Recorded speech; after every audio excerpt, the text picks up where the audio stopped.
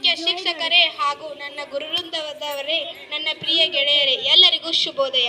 ಇಂದು ನಾವು ತುಂಬಾ ವಿಶೇಷ ದಿನವನ್ನಾಚರಿಸುತ್ತಿದ್ದೇವೆ. ನವೆಂಬರ್ 14 ಮಕ್ಕಳ ದಿನಾಚರಣೆ.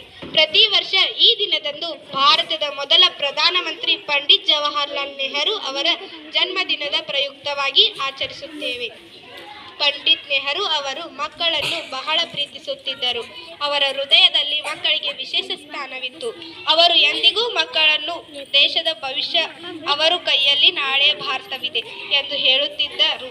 ಅವರು ಮಕ್ಕಳ ಜೊತೆ ಕಾಲ ಕಳೆಯುವುದನ್ನು ತುಂಬಾ ಇಷ್ಟಪಡುತ್ತಿದ್ದರು. ಅದಕ್ಕಾಗಿ ಮಕ್ಕಳು ಅವರನ್ನು ಪ್ರೀತಿಯಿಂದ ಚಾಚಾ ನೆಹರು ಎಂದು ಕರೆಯುತ್ತಿದ್ದರು. ನೆಹರೂಜಿಯವರ ಜೀವನವು ದೇಶ ಸೇವೆ, ಪ್ರಗತಿ ಮತ್ತು ಶಾಂತಿಯ ಸಂಕೇತವಾಗಿದೆ.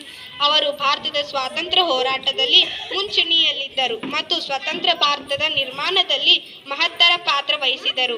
ಅವರ ನಂಬಿಕೆಯಂತೆ ಉತ್ತಮ ಶಿಕ್ಷಣ ಪಡೆದ ಮಕ್ಕಳು ಮಾತ್ರ ಉತ್ತಮ ರಾಷ್ಟ್ರವನ್ನು ನಿರ್ಮಿಸಬಲ್ಲರು. ಮಕ್ಕಳ ದಿನದಂದು ಶಾಲೆಗಳಲ್ಲಿ ವಿವಿಧ ಕಾರ್ಯಕ್ರಮಗಳು ನಡೆಯುತ್ತವೆ.